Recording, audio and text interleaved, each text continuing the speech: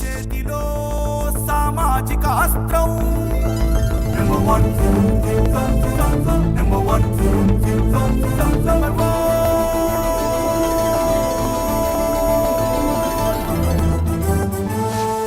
Number one. నమస్తే. సామాన్యుడి చేతిలో సామాజిక అస్త్రం నెంబర్ 1 న్యూస్కి స్వాగతం. నేను రవీంద్ర.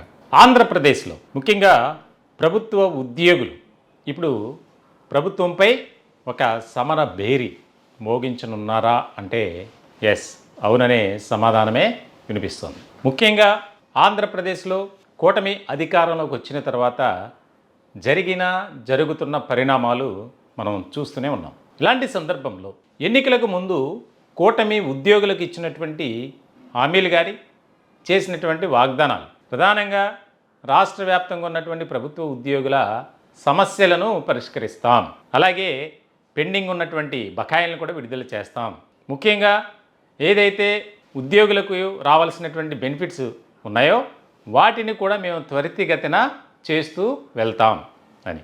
ఇటువంటి సందర్భంలో కూటమి అధికారంలోకి వచ్చి దాదాపుగా 6 నెలలు గడుస్తుంది. ఇప్పుడు ఒక రకమైనటువంటి ప్రశ్న లేవనెత్తుతున్నారు. ఓట్ల కోసమే ఉద్యోగులను వాడుకున్నారా? తీరు చూస్తుంటే అలానే ఉంది అనేది ప్రధానంగా వినిపిస్తుంది. దానికి అనేక రకాలుగా కారణాలు ఉన్నాయి. ముఖ్యంగా ఏదైతే ఎన్నికల ముందు ఉద్యోగ సంఘాల నాయకులతో భేటీ అయినటువంటి నారా చంద్రబాబు నాయుడు కావచ్చు, పవన్ కళ్యాణ్, లోకేష్ ఒక హామీనైతే, ప్రామిస్నైతే చేశారు. కానీ అది ఎంతవరకు ఇంప్లిమెంట్ చేస్తారు అనేది ఎవరు కూడా అప్పట్లో అనేక రకాలుగా చర్చించుకున్నారు. ముఖ్యంగా ఓట్ల కోసం ఇదంతా అని చెప్పి. అయితే ఇప్పుడు ఉద్యోగ సంఘాలు ఏకం కాబోతున్నాయి.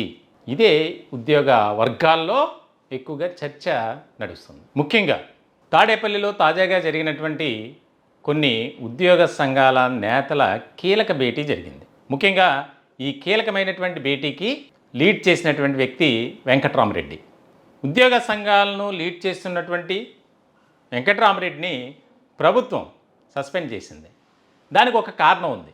ఉమ్మడి కడప జిల్లాలో వైఎస్ఆర్సీపీ తరపున వెంకట్రామరెడ్డి ప్రచారం చేశారు, ఎన్నికల ప్రచార సభల్లో పాల్గొన్నారు, వైఎస్ఆర్సీపీకి ఓట్లు వేయాలని కోరారు అనేది పెద్ద ఎత్తున ఆరోపణలు వినిపించాయి. అలాగే విమర్శలు కూడా బాగా వచ్చాయి. దానికి సంబంధించి ఒక విచారణ బృందాన్ని ఏర్పాటు చేశారు. దానిలో భాగంగానే కేంద్ర ఎన్నికల సంఘం ఆదేశాల మేరకు కూటమి ప్రభుత్వం వెంకటరామరెడ్డిని సస్పెండ్ చేసింది. ఆయన సమావేశాన్ని ఏర్పాటు చేయటం ఇప్పుడు కీలకంగా మారింది. అంటే రాష్ట్రంలో లక్షల మంది ఉద్యోగులు ఉన్నారు, అలాగే పదుల సంఖ్యలో ఉద్యోగ సంఘాలు ఉన్నాయి. కొంతమంది వెంకటరామరెడ్డి తీరుని తప్పుపడతారు, అలాగే కొంతమంది సపోర్ట్ చేస్తున్నారు. అనేక రకాలుగా యూనియన్లు ఉన్నాయి. అయితే ఇప్పుడు ప్రధానంగా కొన్ని కీలకమైనటువంటి ఉద్యోగ సంఘ నేతలను ఒకచోట గ్యాదర్ చేయటానికి వెంకటరామరెడ్డి కృషి చేశారు. అది ఫలించింది అనేది బాగా వినిపిస్తుంది. ప్రధానంగా ఈ సమావేశంలో తీసుకున్నటువంటి నిర్ణయం ఏంటంటే, కూటమి ప్రభుత్వంపై ఒత్తిడి తీసుకురావాలి, దీర్ఘకాలికంగా ఉన్నటువంటి సమస్యలను పరిష్కరిస్తామని చెప్పి ప్రభుత్వం ఎందుకు ఈ విధంగా తాత్సారం చేస్తుంది, ఈ రకమైనటువంటి ధోరణితో వెళ్తే ఉద్యోగుల భవిష్యత్తు ఏంటి, ప్రధానంగా ఎన్నో సమస్యల గురించి వారు ప్రస్తావించారు. అందులో ముఖ్యమైనది ఐఆర్ అంటే ఇంటర్మ్ రిలీఫ్ అంటారు దాన్ని, మధ్యంతర భృతి. ఏ రాష్ట్ర ప్రభుత్వం అయినా సరే ఒక రకమైనటువంటి వారికి ఫిట్ అనేది ఏర్పాటు చేస్తారు ఆ శాలరీస్ విషయంలో. దీనికి సంబంధించి ఆంధ్రప్రదేశ్లో కూడా అనేక రకాలుగా ఎప్పటి నుంచో దీనిపై ఒక చర్చ అనేది జరుగుతుంది.